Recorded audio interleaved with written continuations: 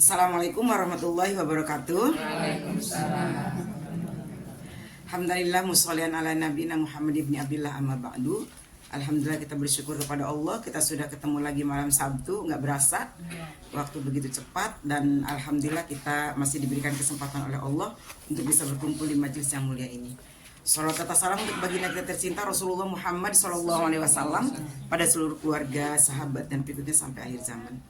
Kita baca suratul Fatihah sejenak, kita niatkan wabil khusus untuk Sohibul Bait dan untuk kita semua yang ada di sini. Semoga Allah memberikan kesehatan kepada kita, memberikan panjang umur dan kemudahan di dalam segala urusan, dan juga Allah senantiasa memberkahi hidup dan kehidupan kita, ikhtiar kita, usaha kita, anak cucu keturunan kita, dan segala hal yang Allah anugerahkan kepada kita semua. Ila tuti Nabi Mustafa sallallahu alaihi wasallam wa ila jamil muslimin muslimat wal mu'minin wal mu'minat. Semua khususnya suatu berkati hayati keluarga besar Bapak Sutomo. Semua khusus ala hadihin ya. Al-Fatihah. A'udzu billahi minasyaitonir rajim. Bismillahirrahmanirrahim. Alhamdulillahi rabbil alamin. Ar-Rahmanir Rahim. Maliki yaumiddin. Iyyaka na'budu wa iyyaka nasta'in. Ihdinas siratal mustaqim. Siratal ladzina an'amta 'alaihim ghairil maghdubi 'alaihim waladdallin. A'udzubillahi minasyaitonir rajim. Bismillahirrahmanirrahim. Qila li Ibrahim alaihissalam, dikatakan kepada Nabi Ibrahim alaihissalam, li ayyi syai'in ittakhadhakallahu khalilan. Nabi Ibrahim ditanya, apa yang menyebabkan engkau disebut Khalil, kekasih, Khalilullah. Nabi Ibrahim kan gelarnya Khalilullah, kekasih Allah. Apa yang menyebabkan Nabi Ibrahim diberikan gelar Khalilullah atau kekasih Allah? Qala, Nabi Ibrahim menjawab, bisalasati asya, aku diberi gelar Khalilullah karena sebab 3 hal, kata Nabi Ibrahim. Apa itu? Ikhtartu amrullahi ta'ala ala amri ghairihi. Yang pertama, kata Nabi Ibrahim, aku lebih memilih perintah Allah daripada perintah yang lainnya. Aku lebih memilih perintah Allah daripada perintah yang lainnya.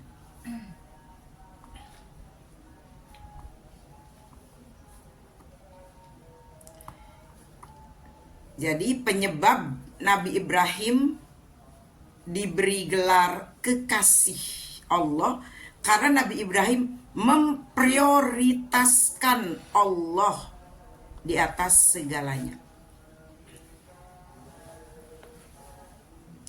Kita juga sama.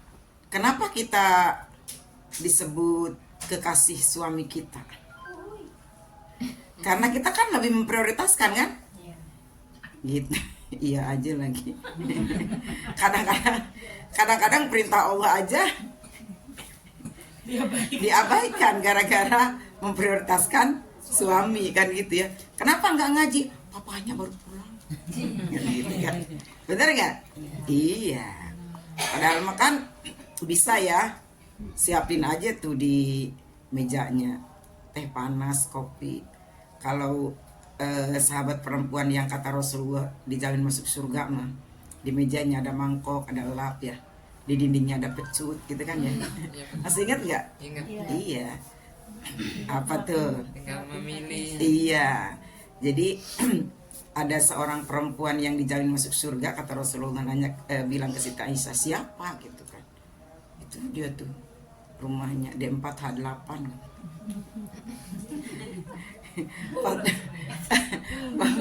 Oh, berapa itu? C4 C60 gitu ya. Iya.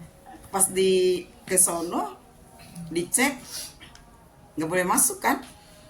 Kenapa? Saya belum bilang sama suami kalau mau menerima tamu hari ini. Ya udah besok saya balik lagi. Siti Aisyah besoknya balik lagi. bawa anak kecil. Saya belum bilang kalau bawa anak laki-laki kecil, bawa anak laki-laki. Kalau kita, nih orang tiba mau namu aja rempong bener kan kalau kita gitu ya. Ternyata pas deal keesokannya masuk, apa sih yang bikin beda, orang ini biasa aja, B aja kalau kata ibu-ibu Medang ya, B aja. Pas dilihat ternyata, kita dengar azan dulu deh. Lanjut ya. Dilihat di dalam rumahnya biasa aja gitu. Apa sih orangnya juga B aja gitu. Pas diteliti ternyata ada berbeda. Di meja makannya ada mangkok dan elap, mangkok berisi air dan elap, di dindingnya ada pecut. Nah itu yang bikin beda. Ditanya ini untuk apa mangkok berisi air dan elap ini? Oh katanya itu suamiku kalau pulang dari mana saja aku elap biar segar. Oke, itu elap mangkok sama elap. Terus itu pecut di dekat meja makan di dinding buat apa? Kalau aku ngerasa aku bersalah, aku minta dipukul sama suamiku daripada aku nanti disiksa di akhirat atas durhakaku terhadap suamiku. Oh, ibu-ibu di rumah saya ada pecut nggak? Buru-buru. Oh iya ada ya punya ya benar. Itu ya Bu ya. Adanya sapu lidi. Ada sapu lidi. Ibu-ibu pakai sapu lidi ya Bu ya. Jadi itulah ya. Nah, kita lebih memprioritaskan Nabi Ibrahim disebut kekasih Allah pertama karena lebih memprioritaskan Allah, perintah Allah daripada perintah yang lainnya. Ya. Jadi Allah di atas segalanya. Kalau kita ingin berbakti kepada suami, ingin berbakti kepada orang tua, ingin mengabdi kepada anak, kan ada caranya supaya kita tidak mengalahkan perintah Allah. Jangan suka cari alasan gitu ya, kita makan suka nyari-nyari aja tuh. Tergantung kepengenannya kita, tergantung kebutuhannya kita gitu. Suka di ngebener-benerin diri aja. Kan ini dalam rangka bakti pada suami, nanti aku durhaka. Kan gitu kan, padahal mah tetap Allah itu di atas segalanya. Ada cara-caranya supaya kita taat kepada Allah itu tidak mengalahkan taat kepada suami, atau taat kepada suami tidak mengalahkan taat kepada Allah gitu. Jadi ada skala prioritas ya. Itu yang pertama. Yang kedua, wamah tamamtu bima takaffalallahu li. Dan aku nih, kenapa Nabi Ibrahim disebut Khalilullah, disebut kekasih Allah? Alasannya yang kedua, wa mah tamamtu bima takaffalallahu li. Aku tidak terlalu berambisi terhadap sesuatu yang sudah dijamin oleh Allah. Aku tidak terlalu berambisi untuk sesuatu yang sudah dijamin oleh Allah. Ai maqumtu bi amri ma tahammalallahu li minar rizqi. Jadi aku enggak rakus gitu. Tadi enggak rakus, enggak ambisi. Bi amri ma tahammalallahu li minar rizqi, dengan sesuatu yang sudah dijamin oleh Allah kepadaku.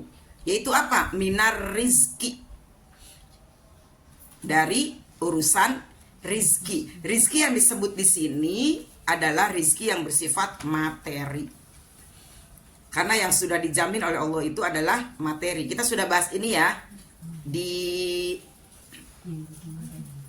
minggu kemarin ya, di Sabtu kemarin ya, itulah yang ada tokek kan.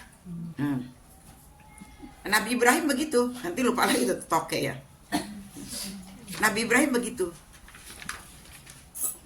Kalau untuk urusan materi, mungkin dengan ikhtiar yang tidak mengalahkan ibadah, kita akan cukup. Bener gak Bu?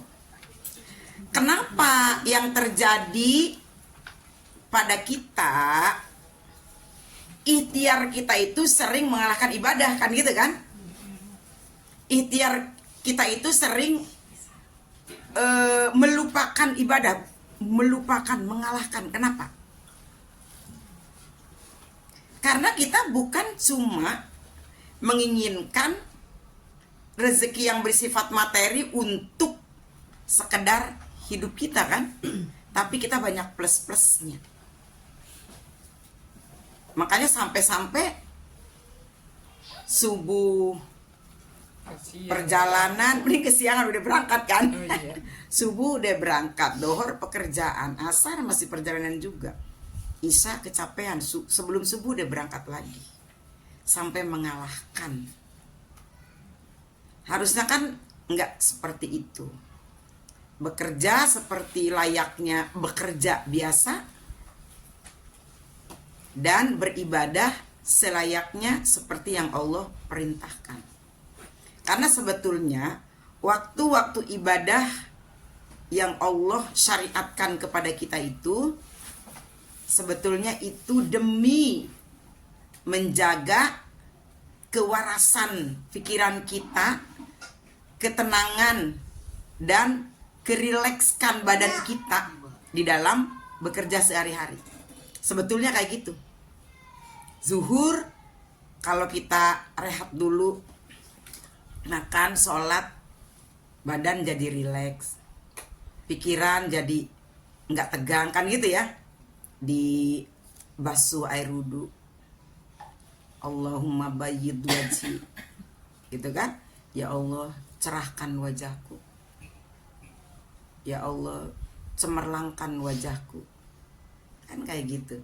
Diguyur mukanya, diguyur kepalanya, dibasuh telinganya, dicuci tangannya, kakinya, seger, rileks lagi. Jadi pikirannya nanti cerah lagi, pikirannya nanti tenang lagi.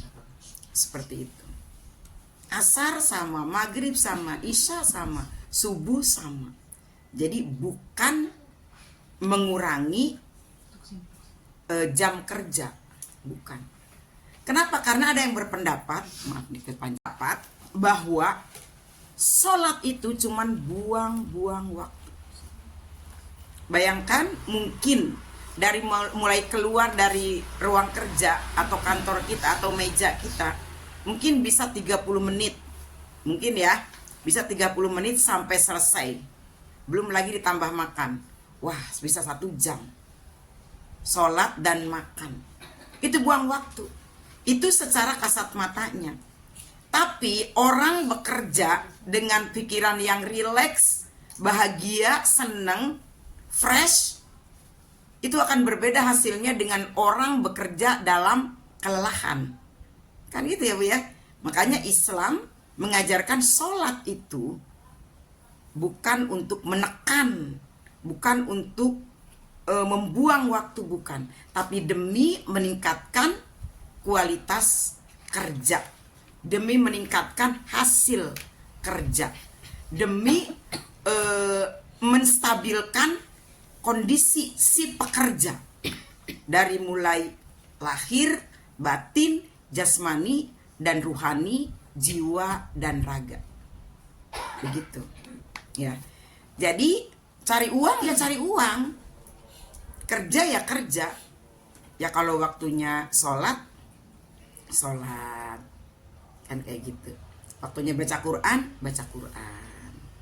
Jadi insya Allah hidup kita jadi rileks, jadi tenang. Kalau kita Islam bersyukurnya ada refresh harian, ada mingguan, ya kan? Ada tahunan, ada seumur hidup sekali, kan gitu ya. Yang harian ya sholat, yang mingguan juga sholat secara berjamaah semua, sholat Jumat kan. Terus tahunan Idul Fitri, Idul Adha. Yang nggak pernah sholat maaf, yang nggak pernah sholat, yang jarang sholat 5 waktu aja Idul Fitri mah sholat ya. Idul Fitri mah sholat, Idul Adha mah sholat ya. Iya, ada yang seumur hidup sekali, boleh seumur hidup sekali minimal haji atau umroh, itu refresh. Karena benar-benar ketika kita sholat dalam 1 hari itu benar-benar pikiran kita hanya kepada Allah. Dalam sholat Jumat setidaknya fokus juga. Dalam sholat Idul Fitri juga sama. Dalam umroh dan haji apalagi. Kalau udah umroh, udah haji, udah nggak inget apa-apa di sana ya. Nikmat aja, ibadah aja, fokus aja. Nah itu kan untuk menjaga kestabilan jasmani dan rohani kita. Dari apa yang kita kumpulkan setiap hari kerja cari uang dikumpulkan ya untuk biaya itu. Insya Allah jadi lebih cemerlang lagi pikirannya, hatinya, badannya lebih sehat lagi ya. Itu. Jadi jangan melulu dikumpulkan untuk makan. Jangan melulu dikumpulkan untuk katanya biaya hidup gitu kan. Padahal Allah sudah menjamin biaya hidup kita. Yang penting kan kita nggak diem. Tapi kita jangan mengikat diri kita bahwa usaha kita ini adalah untuk biaya hidup kita. Nanti Allah akan biarkan kita tuh dengan duit yang kita punya tuh, biarin aja. Dia punya duit segitu, gaji segitu buat biaya hidup. Padahal biaya hidup juga ditopang dari rizki yang lain yang Allah titipkan lewat jalan apapun. Gitu. Cuman kita harus yakin. Ya Bu ya. Jadi jangan terlalu pede kalau biaya hidup kita sehari-hari itu dari gaji. Dari gaji kita kerja. Coba aja hitung. Kalau biaya hidup kita dari gaji suami kita kerja, dari gaji hasil kita kerja, coba nggak bakalan cukup. Tapi ternyata Allah tambahkan, nggak tahu dari mana. Itulah yang disebut bima takaffalallahu li, yang disebut yang sudah ditanggung atau dijamin oleh Allah Subhanahu wa Ta'ala. Itu yang kedua. Kenapa Nabi Ibrahim disebut Khalilullah atau kekasih Allah? Yang ketiga, wa ma ta'asyaitu ai ma akaltu waqtal masa wa ma taghaddaitu ai ma akaltu waqtal ghuda illa ma'ad dhaif. Yang ketiga, kenapa Nabi Ibrahim disebut Khalilullah atau kekasih Allah? Wa ma ta'asyaitu ay ma akaltu waqtal masa. Kata Nabi Ibrahim, aku tidak pernah makan malam atau makan sore. Ibu-ibu makan sore atau makan malam? Sore kadang Makan nasi. Makan nasi ya. Aku tidak pernah makan malam atau makan sore. Wa ma taghaddaitu ay ma akaltu waqtal ghuda, dan aku tidak pernah makan pagi. Aku tidak pernah makan sore atau makan malam, dan aku tidak pernah makan pagi atau sarapan illa ma'ad dhaifi, kecuali bersama tamu. Bukannya Nabi Ibrahim nggak pernah makan malam, nggak pernah makan pagi, bukan. Jadi Nabi Ibrahim nggak pernah melewati makan malam atau makan pagi kecuali ma'ad dhaifi, kecuali bersama tamu. Kayaknya kemarin ya. Iya. Jadi kemarin udah saya ceritain juga ya. Nabi Ibrahim tuh kalau mau makan buka pintu, nunggu yang lewat. Iya, terus diajak makan. Kalau kita kan tutup pintu, tutup. Ntar yang lewat nggak enak. Kan nggak enak kalau nggak diajak makan ya tuh. Iya. Ruya annahu alaihissalam nih diceritakan. Sampai-sampai begini nih. Diriwayatkan bahwa Nabi Ibrahim alaihissalam kana yamshi mailan au mailaini li talabi may yaqulu ma'ahu alaihissalam. Kalau nggak ada yang lewat di rumahnya nih, nggak ada yang lewat, udah tungguin kok nggak lewat. Nih mau makan aja nih, nunggu yang lewat, nggak lewat. Sampai kata, iya sekarang mungkin ada WA ya. Sampai diriwayatkan beliau berjalan 1 mil atau 2 mil li talabi may yaqulu ma'ahu alaihissalam, untuk mencari orang yang bisa diajak makan.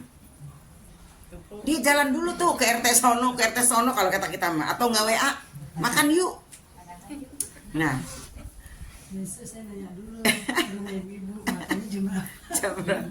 iya Bu, ini Nabi Ibrahim, Masya Allah. Ya.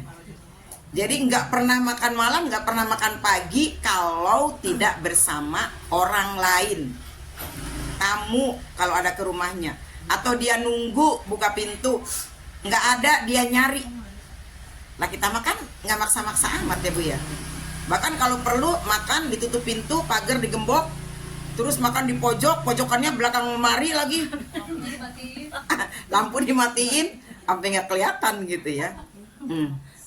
Ini Bu, ya Allah Bu, hebat bener ya. Susah ya. Nyari orang ya. Kalau sekarang makan di Padangan aja ceklek status. Iya, nggak apa-apa. Tapi kan nggak ngajak-ngajak. Pengen diajak, besok aja. Pengen diajak. Apa bedanya Padangan dengan yang dilakukan oleh Nabi Ibrahim? Beda nggak? Beda. Beda. Kalau Padangan mah kan bawa, semua bawa. Ya, itu mah bukan patungan. Bagus juga sih, berkah juga, makan bareng. Intinya makan bareng. Tapi kalau Nabi Ibrahim pure. Dari dia. Jadi memang orang diajak. Traktir. Iya, nah sama dengan raktir. Ya. Tapi kita jangan minta. Jangan minta ditraktir. Tapi kalau kita ditraktir, kita hormati. Itu jiwa Nabi Ibrahim. Mengajak makan. Ya. Alhamdulillah berterima kasih. Tapi juga kalau ditraktir jangan ngelunjak. Yang traktirnya teh es manis, yang ditraktirnya es teler gitu ya. Yang traktirnya pakai ikan goreng, yang ditraktirnya pakai itu bukan steak. Ya, iya. Kayak gitu. Jadi kalau mentraktir itu, yaitu yang diajarkan oleh Nabi Ibrahim. Ya, mengajak artinya mengundang. Cuma mungkin tidak di rumah, karena di rumah masaknya riweuh. Gitu kan? Dia ngajak ke tempat lain gitu. Jadi itulah 3 hal yang menyebabkan Nabi Ibrahim mendapat gelar Khalilullah atau kekasihnya Allah. Pertama tadi Nabi Ibrahim lebih memprioritaskan perintah Allah daripada perintah yang lainnya.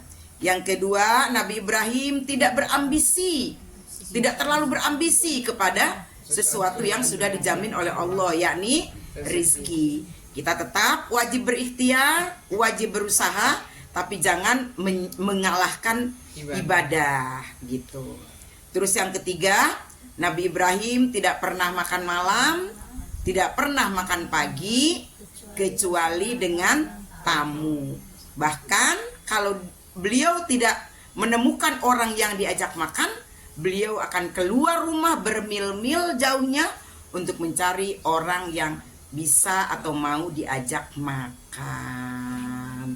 Masya Allah, tabarakallah. Ya, silakan. Kita lanjut tema yang berbeda nih. Kalau tadi kan tentang Nabi Ibrahim, kenapa disebut Khalilullah. Nah sekarang, tadi tetap 3, sekarang juga ada 3. Apa itu? A'udzubillahi minasyaitonirrajim. Bismillahirrahmanirrahim. Salah satu asya'a tufarrijul ghusos.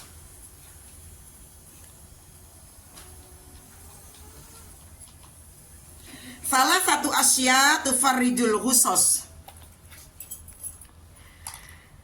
Ada 3 hal, 3 hal lagi nih.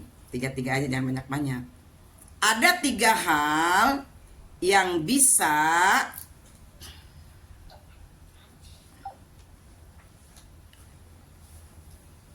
membahagiakan, bukan membahagiakan, apa sih kalau orang lagi bingung tuh apa sih? Menenangkan. Iya, melepaskan kebingungan. Ada 3 hal yang bisa melepaskan kebingungan.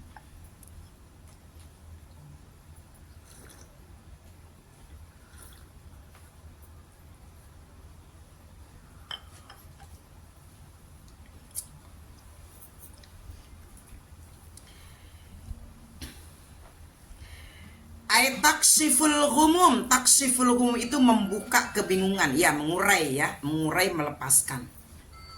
Apa itu? Ini kita sudah tahu semua. Zikrullahi ta'ala.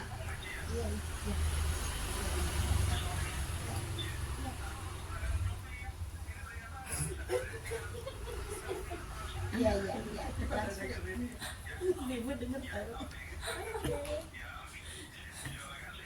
Bapak yang baik, uang sama ibunya semua. Jadi yang pertama, zikrullahi ta'ala. Kembalikan semuanya kepada Allah Ta'ala. Ingat Allah Ta'ala. Kalau lagi bingung, ingat Allah. Lagi bingung, kembali kepada Allah. Lagi bingung, datang sama Allah. Lagi bingung, ngomong sama Allah. Lagi bingung, ngobrol sama Allah. Lagi bingung, jangan ngobrol sama temen. Malah tambah bingung. Ngerecokin. Bikin beban. Bikin masalah. Nambah pusing. Ya, datang sama Allah, bilang sama Allah, ngomong sama Allah, curhat sama Allah.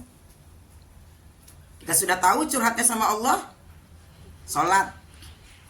Kalau Allah pengen ngomong sama kita, baca Quran. Udah itu tahu, itu zikrullah. Kalau kita bingung mau zikir apa, yang sudah mencakup segala zikir adalah baca Quran. Udah, pegang aja Al-Quran, buka aja Al-Quran. Kadang-kadang kan kita suka bingung mau ngomong apa ya, mau curhat apa ya sama Allah ya. Padahal hati itu lagi banyak masalah, hati itu lagi banyak problem, pikiran ruwet mumet, S10 otaknya, susah, sumpak, sulit, sumeng, sumbang sembraut. Pokoknya kayak gitulah. Bingung tapi kalau ngangkat tangan ngomongnya apa ya?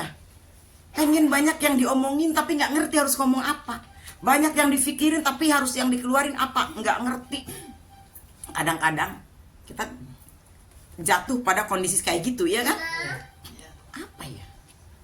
Gak usah bingung-bingung. Ambil Al-Quran, baca Al-Quran sebanyak-banyaknya sampai kita benar-benar ngerasa tenang.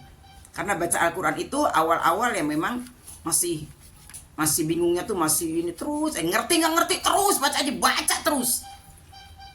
Sampai insya Allah kita benar-benar ngerasa tenang. Jadi nggak usah memikirkan saya wirid apa, saya zikir apa, saya baca apa, saya ngomong apa, nggak usah.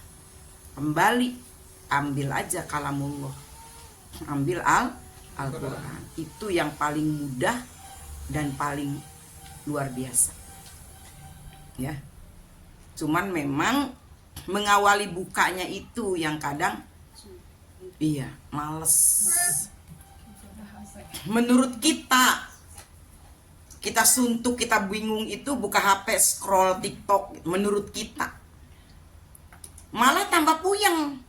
Kenapa? Matanya melototin cahaya terus, ya kan? Ya. Terus pikirannya mikirin yang enggak, kan macam-macam di HP mah, ya kan? Bukan malah tambah fresh, bukan malah tambah tenang. Makanya ambil aja Al-Quran. Ya, udah dipakai belum kemarin? Udah ya, insya Allah ya. Jadi pikiran kita jangan sampai nih Allah nggak mau ngomong sama kita, ya. Kalau lagi mau males, ya Allah barusan nyeramahin orang. Jangan sampai nih Allah nggak mau ngomong sama kita. Jadi nggak jadi lagi malesnya gitu. Tapi kalau misalnya memang lagi bener-bener nggak bisa, ya jangan dipaksa juga ya. Ya Allah, maaf ya Allah, ampuni aku ya Allah, gitu ya. Kita baca sebisa kita aja, seperti itu ya. Itu yang pertama ya. Nah, ada lagi yang lebih simpel. Kalau misalnya kita tadi lagi mau buka Quran, kayaknya emang kepala lagi nggak kuat banget, lagi pokoknya lagi susah bener. Ya udah, minimal la ilaha illallah atau la haula wala quwwata illa billahil aliyyil azim. La ilaha illallah itu kan pengakuan kita bahwa tidak ada yang bisa kita sandari, yang tidak bisa kita harapkan di dalam hidup ini kecuali Allah. Makanya kita tidak punya daya dan upaya kecuali dengan pertolongan Allah. Itu minimal ya, minimal. Ya udah, kalau kalimat itu kan gampang ya. Kalau la ilaha illallah itu kan gampang banget. La haula wala quwata illa billahil aliyil azim itu kan gampang banget. Itu yang pertama. Agar terbuka, terurai dari kebingungan. Yang kedua, waliqa'u auliyaihi, berjumpa dengan kekasih Allah. Berjumpa dengan kekasih Allah. Siapa itu kekasih Allah? Minal ulama'i wassalihin. Minal ulama'i wassalihin.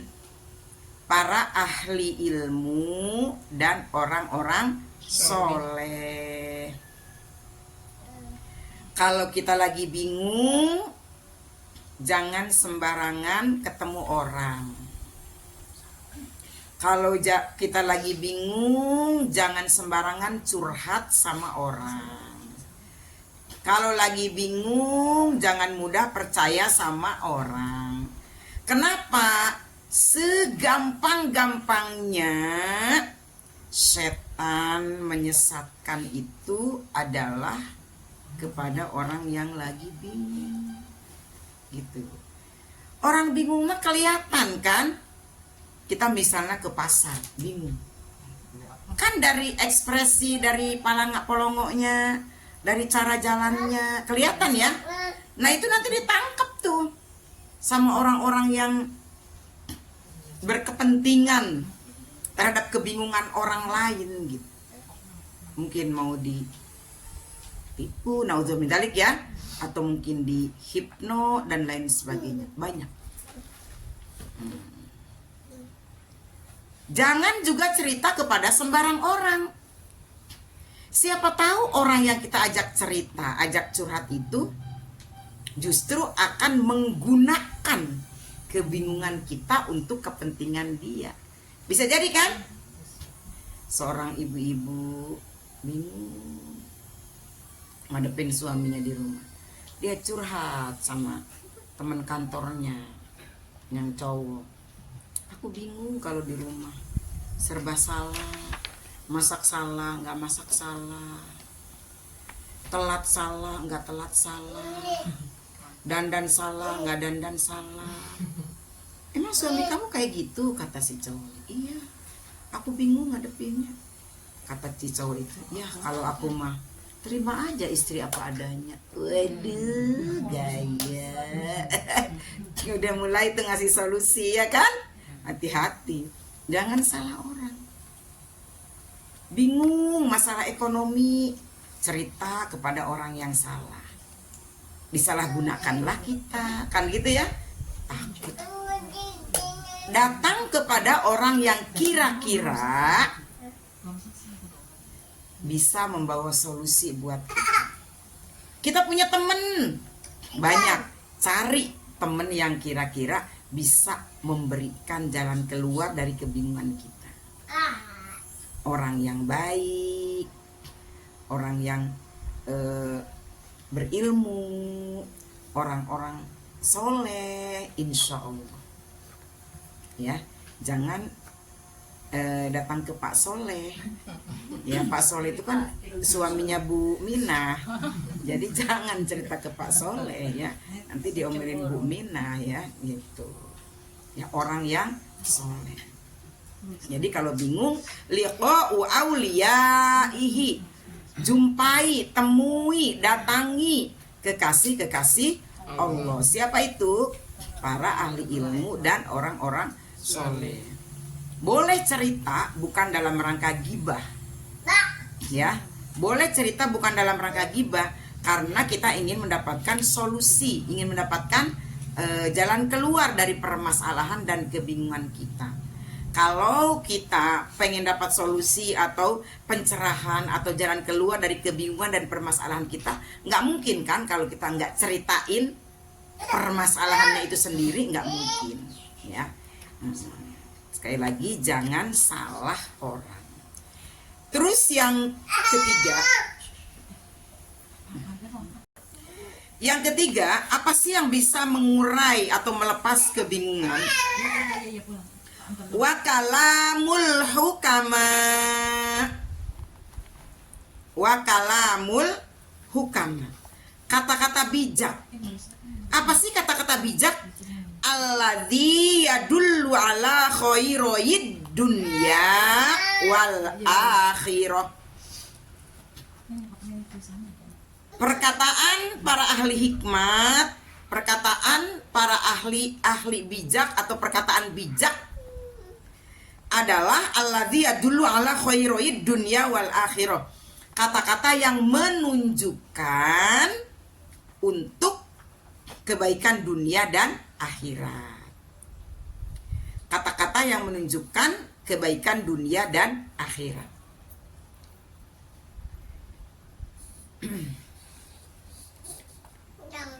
Kata-kata yang menunjukkan untuk kebaikan dunia dan akhirat. Kalau mungkin kita tidak mendapatkan kata-kata dari ahli bijak atau kata-kata bijak dari seseorang yang bisa menunjukkan kebaikan dunia dan akhirat, kita nggak bisa dapat dari orangnya langsung. Mungkin untuk zaman sekarang kita bisa googling, ya kan, searching, tinggal ngomong aja kata-kata bijak buat menenangkan hati, ya kan, nanti nongol deh, ambil yang bagusnya. Suka ada yang mengena di hati kita, ya kan, atau ketik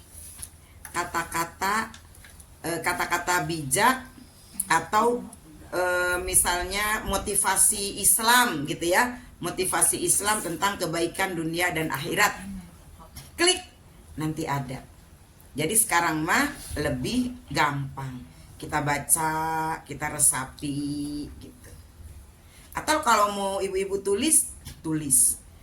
Nah, ketika kita nulis atau mengetik atau membaca kalimat-kalimat motivasi atau kata-kata bijak, itu sebetulnya pelajaran banget buat kita. Oh iya ya. Jadi kita membaca, memasukkan informasi itu ke pikiran kita, ke hati kita, dan itu otomatis itu akan jadi kemudi saat kita ingin saat kita misalnya dalam keadaan tertentu, kita ingat kata-kata bijak itu. Jadi kemudinya langsung otomatis mengendalikan kita. Makanya medsos itu digunakan dengan baik buat perbaikan kita, buat kebaikan kita, buat kemajuan kita. Ya. Kalau ibu-ibu misalnya mau nulis di satu buku khusus kata-kata bijak, mulai misalnya dari kata-kata bijak Imam Syafi'i misalnya, kata-kata bijak Imam Ghazali, tulis gitu salin sampai dapat sebuah buku. Itu hebat banget. Nanti kapan-kapan bisa dibaca. Ya. Gitu kan udah saya ajarin kan? Iya. Saya lagi nulis motivasi ya. Lihat nggak kemarin di rumah saya? Lihat ke rumah saya. Sekarang belum mulai lagi nih, sibuk banget. Udah buku ke berapa, Din? 12. Udah 12 buku saya nulis. Itu khusus dari satu orang, satu buku itu satu orang. Itu jadi ke kita tuh jadi otomatis membaca ya Bu ya. Membaca sambil menulis sambil membaca sambil ngedengerin. Itu jadi ada pelajaran tertentu gitu. Nanti ibu-ibu boleh melakukan hal seperti itu di sela-sela kesibukan, pasti bisa. Kata ibu-ibu gini, nah mana sempet Bun, cucian, gosokan anak, masak, bisa karena belum dimulai. Nanti kalau udah dimulai pengennya nulis aja, pakai tangan boleh, pakai ngetik boleh, tapi mendingan pakai tangan. Jadi ada gerak olahraganya. Ini kita nih, saraf-saraf kita udah lama banget kan nggak dipakai. Jadi ini awalnya memang pegel ya, kayak sakit juga ini nih. Ini kan ke buku nyentuh ya, gini kan gitu, ini ledes gitu ya, tapi lama-lama sih enggak gitu, dia udah kayak udah biasa gitu. Dicoba ya ibu ya. Nah, terserah ibu-ibu mau nulis kata-kata bijak kah, atau mau nulis motivasi siapakah atau apakah, tapi yang pasti ilmu itu bagus buat pengendalian diri kita gitu, bukan buat orang lain, kita buat diri kita aja ya gitu. Tapi kalau itu udah ditulis bisa dibaca sama orang, alhamdulillah. Tapi setidaknya kita bisa baca lagi kalau ada tulisannya mah. Kalau cuma nonton, cuma baca gini kan lupa lagi kita. Tapi kalau ada tulisannya, ada jejak, insya Allah bisa bermanfaat gitu. Oke Bu. Kita jangan terlalu berpikir bahwa ketika kita menginginkan kata-kata bijak untuk kebaikan dunia dan akhirat, harus yang ngomong orang Islam aja. Enggak juga Bu. Enggak juga. Kita bisa mengambil dari mulut siapapun. Kita bisa mengambil dari agama apapun kalau memang itu baik. Ya kan Bu? Yang baiknya aja. Ya kan dari pantat ayam juga, jangankan orang. Pantat ayam aja kalau bagus diambil nggak? Diambil. Gitu. Jadi jangan sampai gini. Oh, itu kan yang ngomong orang non muslim. Tapi kalau omongannya baik mah, ya kita denger, kita ambil gitu kan Bu ya? Gitu. Jadi jangan misalnya oh ini mah bukan muslim nih, jangan diambil. Enggak. Kalau baik silahkan ambil aja. Saya juga nulis buku dari omongannya, dari motivasinya Mary Riana. Tapi kalau yang terkait dengan ayat dia, misalnya ayat ya kan dia agama dia ya, ini misalnya ayat ini nomor ini misalnya gitu, nggak saya ambil, saya ngambil yang umum. Itu satu buku itu Mary Riana saya nulis gitu. Yang menurut saya tidak bertentangan dengan agama kita, saya ambil gitu ya. Jadi jangan berpikiran terlalu sempit, perluas aja kan demi keluasan hati kita juga ya. Jadi dari pantat ayam telur ambil, kalau nya jangan ya. Dari mulut siapapun ambil kalau baik. Dari orang hebat, orang pinter, kalau dari mulutnya keluarnya kata-kata yang buruk, ambil nggak? Jangan ya, jangan. Unzur ma qola wala tangzur man qola. Lihat apa yang dikatakan, jangan melihat siapa yang mengatakan. Tapi terkadang kita lebih melihat siapa yang ngomong. Iya benar. Iya kan? Oh dia yang ngomong, pasti bener. Enggak. Apalagi manusia itu kan tempatnya salah dan lupa. Al-insanu mahallul khata wan nisyan. Ya walaupun beliau ustazah, ahli ilmu, kadang kan suka lupa. Ya saya juga suka lupa kalau ngomong, diingetin ya Bu ya. Ada juga ustadz yang ngomong yang malaikat pencabut nyawa, Israfil. Iya kan? Ya namanya juga lupa. Ya jangankan ustadz ya, cuma nabi yang maksum ya, cuma nabi yang terpelihara. Kita mah manusia, pasti ada salah, pasti ada lupa. Jadi jangan sampai oh dia kan ustadz, masa malaikat itu aja nggak tahu? Iya nggak begitu dong. Ya ustadz juga manusia kan, gitu ya. Punya salah, punya lupa, seperti itu. Jadi bebas aja kalau kebaikan mah ya, ngambil dari mana saja. Justru kita yang namanya iqra, membaca itu kan bukan cuma yang tertulis, bukan yang tersurat, tapi yang tersirat. Jangankan dari manusia, jangankan dari mulut manusia, dari alam semesta kita wajib membaca. Dari kejadian, dari keadaan, lingkungan, semua bisa dibaca, bisa ditelaah dan bisa diambil ilmunya. Jika baik kita ikutin, jika tidak baik tinggalkan. Semua alam raya ini mengajarkan ilmu kepada kita. Apalagi manusia kan gitu ya.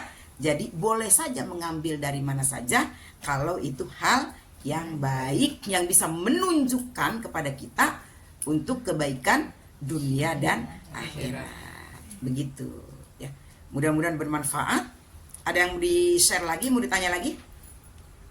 Itu mungkin yang bisa saya sampaikan, mudah-mudahan bermanfaat. Mohon maaf jika ada kekeliruan kehilafan. Kita tutup dengan doa kafaratul majlis. Bismillahirrahmanirrahim. Subhanaka Allahumma wa bihamdika asyhadu an la ilaha illa anta astaghfiruka wa atubu ilaik. Assalamualaikum warahmatullahi wabarakatuh. Waalaikumsalam.